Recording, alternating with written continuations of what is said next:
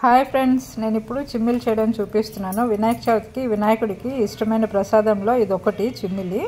ఇది వరకు కాలంలో ఇది చిమ్మిలి, కుడుములు, ఉండ్రాళ్ళు చేసి నైవేద్యం పెట్టేవారు. ఇప్పుడంటే చాలా రకాల ప్రసాదాలు చేసి పెడుతున్నారు. అండ్ వినాయక చవితికే కాదు, ప్రతి శనివారం కూడా మనం వెంకటేశ్వర స్వామికి చిమ్మిలి నైవేద్యం పెడతానంటే చాలా మంచిది. మీరు కూడా ఒకసారి ట్రై చేయండి.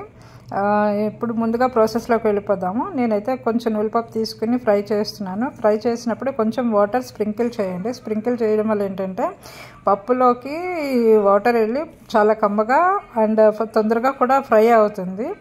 తర్వాత ఇది చల్లారబెట్టుకుందాము. తర్వాత మిక్సీ జార్ తీసుకుని దాంట్లోకి నేను ఇందులో కొబ్బరి కూడా వేసుకుంటే చాలా బాగుంటుందండి. మీరు కూడా ట్రై చేయండి ఒకసారి. ముందుగా కొబ్బరిని తీసుకుని మిక్సీ ఆడేసుకుని దాంట్లో వేయించిన ఉల్లిపప్పు వేసుకుని ఒక 2 minutes పల్స్లో పెట్టేస్తే అయిపోతుంది.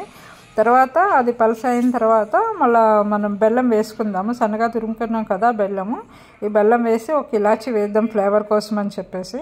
అండ్ కొంచెం ఉల్లిపప్పు పక్కన పెట్టుకోండి. పెట్టిన తర్వాత మనం చిమ్మిలంతా అయిపోయిన తర్వాత ఈ నూలుపప్పు కూడా అందులో కలిపేసుకుని వేస్తే పంట కింద కూడా నూలుపప్పు తగిలి చాలా బాగుంటుంది చిమ్మిలి. మీరు కూడా ఒకసారి ట్రై చేయండి, మీకు ఎలా వచ్చిందో నాకు చెప్పండి. అండ్ ఇది మనకి ఆరోగ్యానికి కూడా చాలా మంచిది.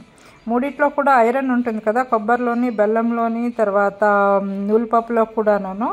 సో దీనివల్ల ఏంటంటే మన ఆరోగ్యానికి కూడా చాలా మంచిది, హెల్త్ కూడా బాగుంటుంది. అండ్ ఐరన్ ఉండడం వల్ల ఏంటంటే చాలా ఎనర్జెటిక్గా కూడా ఉంటాము. మీరు ట్రై చేయండి, మీకు ఎలా వచ్చిందో చెప్పండి. నా ఛానల్ని సబ్స్క్రైబ్ చేసుకోండి, లైక్ చేయండి, షేర్ చేయండి. Thank you.